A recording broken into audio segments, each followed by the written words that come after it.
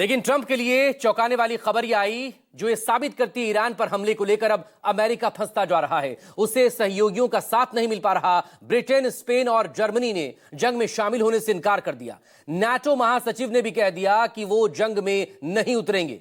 मगर ट्रंप ने ब्रिटेन पर मुस्लिम वोट के लिए साथ छोड़ने के आरोप लगाए। इंटरनेशनल पॉलिटिक्स का असर इस युद्ध में अमेरिका के लिए कितना घातक हो सकता है, इस रिपोर्ट में देखिए। Oh my God.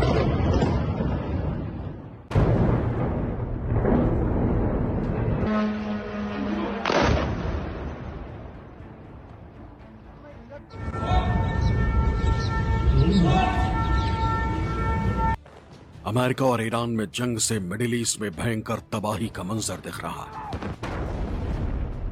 इसराइल और अमेरिका के हमलों से ईरान के शहर खंडहर में तब्दील होते जा रहे हैं।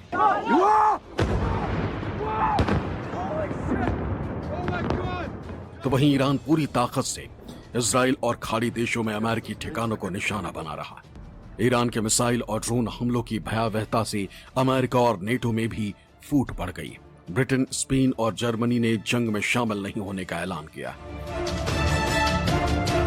ब्रिटेन के पीएम कीर स्टारमर ने मंगलवार को बड़ा बयान दिया और कहा कि खामनेई की मौत से ईरान अब रुकने वाला नहीं और ज्यादा घातक हो गया, इसलिए ब्रिटेन जंग में शामिल नहीं होगा। The death of the supreme leader will not stop Iran from launching these strikes. Their approach is becoming even more reckless and more dangerous to civilians. Our decision that the UK would not be involved with the strikes on Iran was deliberate, not least because we believe that the best way forward for the region and for the world is a negotiated settlement, one in which Iran agrees to give up any aspirations to develop a nuclear weapon. Britain के जंग में शामिल नहीं होने के ऐलान से America नाराज हो गया। अमेरिकी राष्ट्रपति ट्रंप ने कीर स्टारमर पर धोखा देने का आरोप लगाया। ब्रिटिश न्यूज़पेपर सन को दिए इंटरव्यू में ट्रंप ने कहा कि कीर स्टारमर ईरान में अमेरिकी हमलों का समर्थन न करके मुस्लिम वोटरों को खुश करने की कोशिश कर रहे हैं। ब्रिटेन अब इतना पहचाना जाने वाला देश नहीं रहा, वो मददगार नहीं रहा। मैंने कभी नहीं सोचा था कि मैं यूके की तरफ से ऐसा देखूंगा। ट्रंप की नाराजगी बता रही है कि अमेरिका और ब्रिटेन के रिश्तों में दरार पड़ चुकी है, क्योंकि इससे पहले कीर स्टारमर ने अमेरिका को ईरान पर हमले के लिए ब्रिटेन के डियागो गार्सिया बेस और ब्रिटेन के फेयरफोर्ड एयरबेस का इस्तेमाल करने की अनुमति देने से इनकार कर दिया था।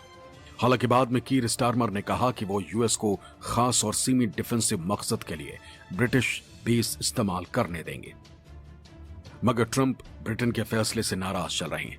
द टेलीग्राफ के रिपोर्ट के मुताबिक राष्ट्रपति ट्रंप ने ब्रिटिश प्रधानमंत्री स्टारमर के रुख पर गहरी निराशा जताई। कहा कि पीएम कीर ने अपना मन बदलने में बहुत ज्यादा समय लिया। शायद दोनों देशों के बीच ऐसा पहले कभी नहीं हुआ होगा। ऐसा लगता है कि वो इससे जुड़ी वैधानिकता को लेकर परेशान है। सवाल उठ रहा है कि क्या वाकई ब्रिटेन ने मुस्लिम वोट की वजह से ईरान जंग में शामिल होने से इनकार किया है। तो जानकारों का मानना है कि ब्रिटेन में शिया मुस्लिम आबादी करीब 2 लाख से 3 लाख तक होने का अनुमान है, जो कई शहरों में बसे। ऐसे में ये एक फैक्टर हो सकता है। पीएम स्टारमर ने स्पष्ट कर दिया है कि डिएगो गार्सिया जो एयरबेस है उसका इस्तेमाल नहीं करने दिया जाएगा, क्योंकि ऐसा करने से उनके नागरिकों को, उनके सैनिकों को खतरा है।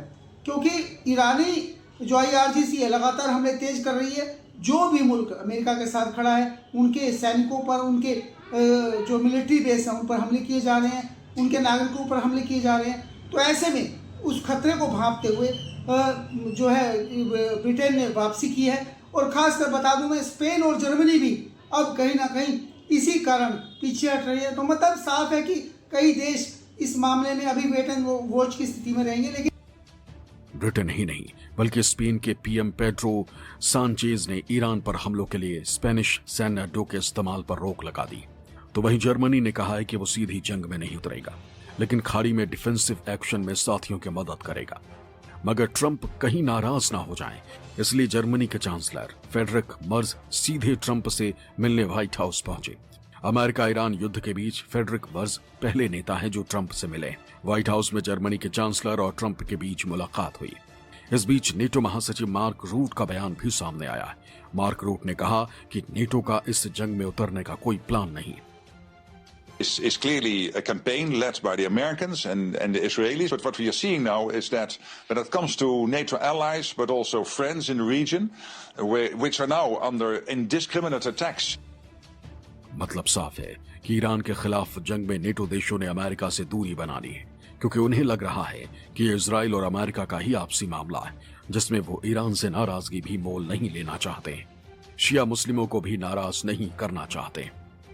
ईरान के हमलों से खाड़ी देशों की बेचैनी बढ़ी है, क्योंकि ईरान रिहायशी इलाकों को नुकसान पहुंचा रहा है। बताया जा रहा है कि यूएई और कतर ने अमेरिका से ईरान पर सीमित हमले करने की अपील की। अमेरिका अपने मिलिट्री बेस को लेकर चिंतित है, जितने भी मिडिल ईस्ट में हैं, क्योंकि लगातार वहां पर ईरान ने हमले तेज कर दिए हैं।